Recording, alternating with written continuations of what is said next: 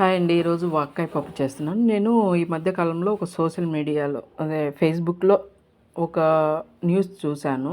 దాన్ని చూసినప్పుడు నాకు చాలా బాధ అనిపించిందండి.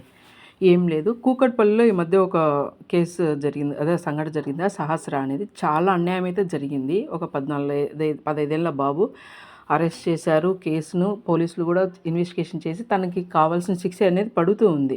ఆ అమ్మాయికి జరిగిందైతే చాలా అన్యాయం. కానీ అమ్మాయికి ఒక తమ్ముడు ఉన్నాడు కదా! ఆ తమ్ముడిని ఒక మంచి నేమ్ ఉన్నటువంటి స్టూడియో వాళ్ళు ఇంటర్వ్యూ చేస్తారు. ఆ అబ్బాయికి ఏం తెలుసండి, థర్డ్ క్లాసో, ఫోర్త్ క్లాసో. ఆ అబ్బాయితో ఇంటర్వ్యూ చేసి సరే చేసినావు బాగానే ఉంది.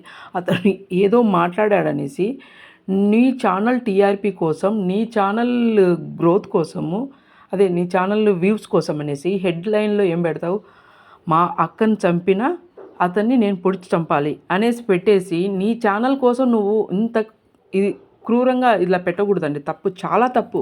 ఎందుకంటే ఆ అబ్బాయి ఏదో మాట్లాడినప్పుడు నువ్వు తప్పు అని నువ్వు చెప్పాలి. కానీ దాన్ని రెక్టిఫై చేసి నువ్వు వీడియోస్లో పెట్టాలి. కానీ దాన్ని నువ్వు ఇది పెద్దగా హెడ్లైన్గా రాసి చేసడం చాలా అంటే తప్పుతా అండి.